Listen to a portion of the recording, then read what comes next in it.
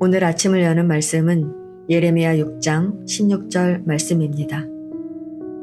여호와께서 이와 같이 말씀하시되 너희는 길에 서서 보며 옛적 길 곧 선한 길이 어디인지 알아보고 그리로 가라. 너희 심령이 평강을 얻으리라 하나 그들의 대답이 우리는 그리로 가지 않겠노라 하였으며.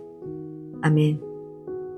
예레미야 6장은 하나님의 말씀을 듣지 않고 멸망길로 향하는 유다 백성에게 다시 살 길을 보여주시는 말씀입니다.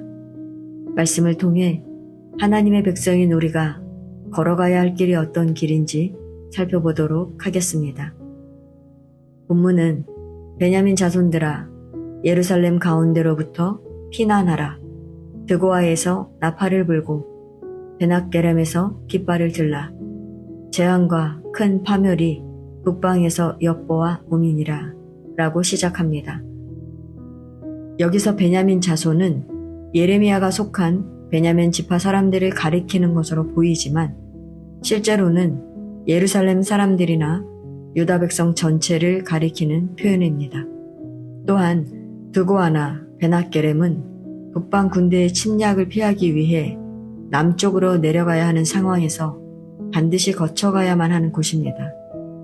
그러므로 하나님께서 유다 백성에게 예루살렘 가운데로부터 피난하라고 말씀하신 것은 단순히 장소를 옮기라는 뜻이 아니라 임박한 심판을 경고하시며 죄에서 돌이켜 하나님께로 돌아오라는 초청입니다. 성도 여러분, 예루살렘은 하나님께서 특별히 사랑하시고 귀하게 여기셨던 곳입니다.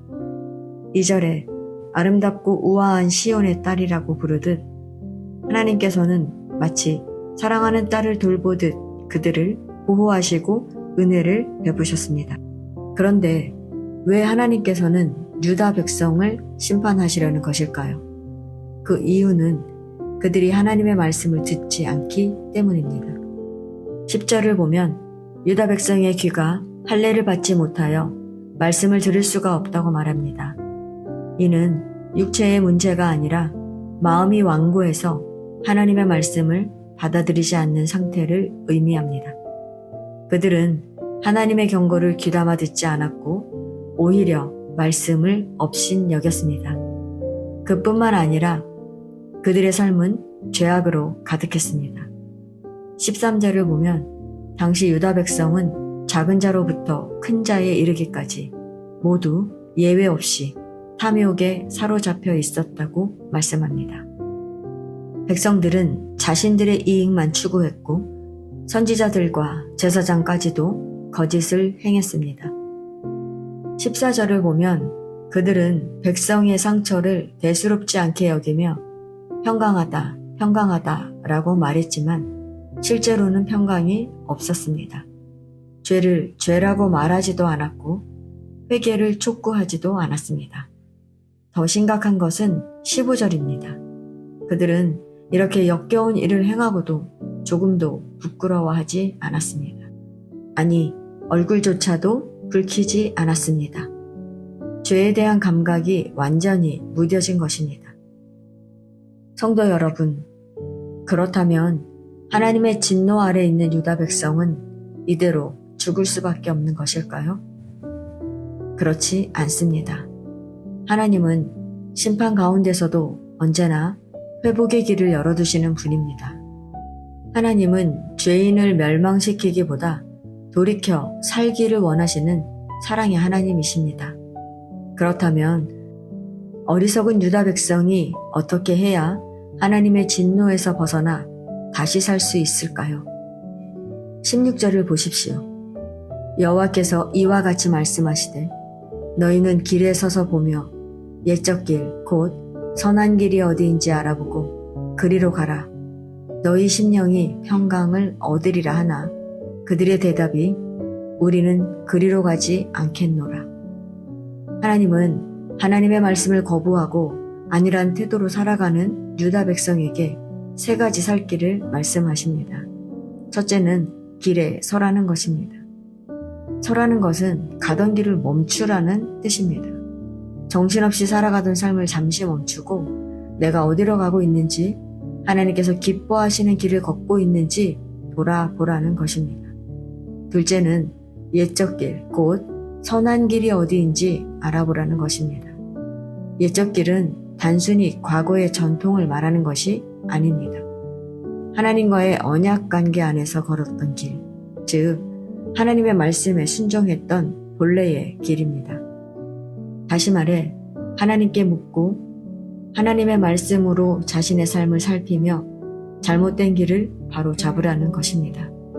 셋째는 그 길로 가라는 것입니다.